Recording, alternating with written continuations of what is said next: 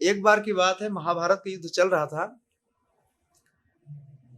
कर्ण ने उस दिन युधिष्ठिर महाराज को बहुत घायल कर दिया था अपने बाणों से। अर्जुन कहीं और युद्ध कर रहे थे किसी दूसरी दिशा में, और कर्ण इतने ज्यादा बाण छोड़े कि युधिष्ठिर महाराज काफी लहूलुहान हो गए, घायल हो गए। तो उन्होंने सोचा कि अब यहाँ टिकना ठीक नहीं, तुरंत अपने सारथी को बोला रथ जो है कैंप की तरफ ले चलो। तुरंत शिविर में गए, वहां पर थोड़ा मलहम पट्टी किया, फर्स्ट एड लिया और शिविर में थोड़ा रेस्ट ही ले रहे थे।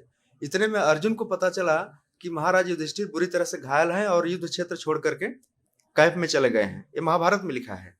तो जैसे ही अर्जुन को पता चला, चूंकि युधिष्ठिर महाराज बड़े थे और उनका घायल होना निश्चित रूप से चिंता की बात है, तो अर्जुन उनका हालचाल जानने के लिए पहुंच गए। कहाँ? कैंप में ही पहुंच गए। दिन की बात है, रात को युद्ध होता नहीं था, बंद हो जाता था। जैसे ही अर्जुन को देखा युधिष्ठिर महाराज ने कहा कि अर्जुन, तुमने अपने गांडीव से कर्ण का वध कर दिया क्या, इसलिए तुम वापस आए हो? बोले नहीं भैया, मैं तो आपका हालचाल जानने के लिए आया हूँ। तो युधिष्ठिर महाराज को क्रोध आया कि तुम नपुंसक हो। नपुंसक समझते हैं ना, तुम हिजड़ा हो, तुम्हारे अंदर दम नहीं है, एक गांडीव तुमने बेकार का धारण कर रखा है, तुम्हारे गांडीव की कोई कीमत नहीं है। जैसे ही अर्जुन ने सुना इस बात को, अब कृष्ण भगवान थे ही, आपने याद है उनकी प्रतिज्ञा? अर्जुन ने क्या प्रतिज्ञा किया था? जो कोई गांडीव का अपमान करेगा मैं उसका, निकाल लिया तलवार। देखिए अब क्या हो रहा है महाभारत में, फैमिली में ही फाइटिंग हो रही है। यह दृश्य आपने कभी देखा नहीं होगा, शायद सुना भी नहीं होगा। अर्जुन ने तलवार निकाला, भगवान कृष्ण बोले क्या कर रहे हो? बोले मैंने प्रतिज्ञा किया था जो मेरे गांडीव को अपमान करेगा मैं उसका सिर काट लूंगा। भगवान ने समझाया कि ऐसा ही करोगे, तुम्हारे लिए युद्ध हो रहा है, तुम आपस में ही लड़ोगे तो फिर आगे काम कैसे होगा? तो सोचिए, तो भगवान ने कहा कि एक काम करो, तुम्हारी प्रतिज्ञा पूरी हो जाएगी और महाराज का सिर भी नहीं काटना पड़ेगा। तो बोले वो कैसे होगा? तो भगवान कृष्ण ने उनको एक उपाय बताया कि जो सम्मानित पुरुष लोग होते हैं, जो अपने से बड़े होते हैं, उनको अगर कठोर वचन कह दिया जाए तो उनको मारने के बराबर है। एक काम करो, तुम युधिष्ठिर महाराज को कुछ कठोर वचन बोलो, तो तुम्हारी प्रतिज्ञा भी बच हो जाएगी और उनका सिर भी बच जाएगा, और चलो वापस अब युद्ध करना है। तब अर्जुन ने क्या कहा? युधिष्ठिर महाराज को कठोर वचन सुनाना शुरू किया। बोला कि आपके वजह से द्रौपदी को जुए में हारा गया, आपकी वजह से आज सब लड़ाई हो रही है, आप चाहते तो युद्ध बच जाता था, आप इतने आसक्त हो, आप इतने कमजोर हो, बहुत सारे शब्द कह दिए, महाभारत में से लिखा हुआ है। तो फिर युधिष्ठिर महाराज सुन रहे हैं, एक तो चोट लगी है, घायल है, और ऊपर से अर्जुन ने प्रवचन दे रहा है राइट, वो भी छोटा होकर के।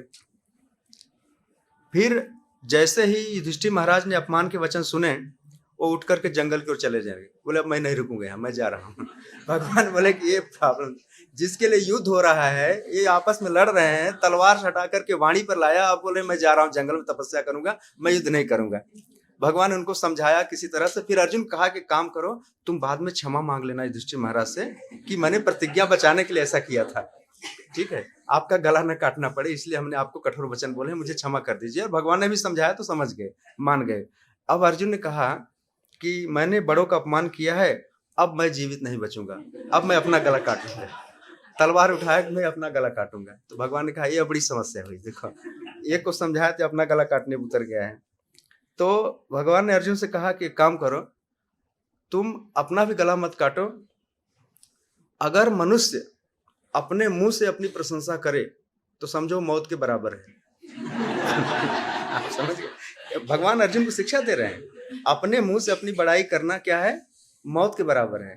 तो अर्जुन से कहा कि तुम एक काम करो, यही जोर जोर से कहो कि मैं बहुत महान धनुर्धर हूं, मैंने ही स्वर्ग से जाकर के सारे अस्त्रों को लाया है, मैंने ही द्रौपदी को स्वयंवर में जीता है, मैंने ही शिव जी को हराया है, मैंने ही पाशुपात अस्त्र प्राप्त किया है, मैं पांडवों में श्रेष्ठ हूं। ऐसे अपनी बड़ाई खूब करो। जब पूरी बड़ाई कर लिया तो बोलेगा पूरा काम हो गया तुम्हारा, तलवार रख दो। समझ में? तो उसका भी काम हो गया। तो इसमें हमें दो शिक्षा मिलती है, क्या पता है इसमें हमारे लिए क्या पॉइंट है? बड़े लोगों को मारने की जगह उनसे उनके थोड़ा कठोर वचन बोल देना चाहिए, लेकिन उनका गला नहीं काटना चाहिए अगर जरूरत पड़े तो। और अपने मुंह से अपनी बड़ाई नहीं करनी चाहिए। आजकल ज्यादातर लोग होते हैं ना, अपने बारे में बहुत सुनना चाहते हैं।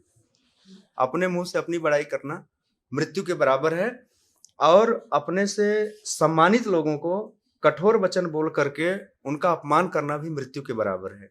दोनों से बचना चाहिए। तो भगवान कृष्ण ने इस प्रसंग के माध्यम से अर्जुन की प्रतिज्ञा तोड़वाई और दोनों का सर बचा लिया, लेकिन मनुष्य समाज को शिक्षा दे गए कि सम्मानित लोगों को कटु वचनों से आहत नहीं करना चाहिए, इससे दुर्भाग्य आता है।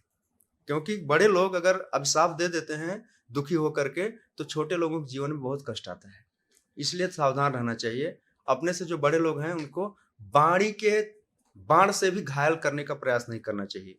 एक तो तलवार से मारना तो ठीक है, आज तो सीधा तलवार से ही मार देते हैं, बाणी का बाण तो छोड़, क्योंकि तलवार का घाव भर जाता है, बल्कि बाणी का घाव जो है नहीं भरता है। इसलिए बाणी का बाण चलाने से पहले थोड़ा सोचना चाहिए कि किसके ऊपर चला रहा हूं। ठीक है, भगवान ने अर्जुन से कहा था तब चलाया था अर्जुन ने, अर्जुन तो सीधा काटने ही वाला था। राइट, तो हमें भगवान की बात को ध्यान में रखना चाहिए कि कभी भी वाणी का बाण नहीं चलाना चाहिए, विष बाण, व्यंग बाण नहीं चलाना चाहिए, खासतौर से सम्मानित लोगों के ऊपर, अपने से बड़े लोगों के ऊपर। और दूसरी बात है, अपनी प्रशंसा की बात आए तो कान बंद कर लेना चाहिए, और अपने मुंह से खूब बड़ाई नहीं करना चाहिए कि हमने ये किया, हमने वो किया। आजकल बहुत ज्यादा लोगों में पाया जाता है ना, बहुत हमने कर दिया, हमने वो कर दिया। इससे क्या होता है मालूम है? अपजस की प्राप्ति होती है, लोक में अच्छा मैसेज नहीं जाता है।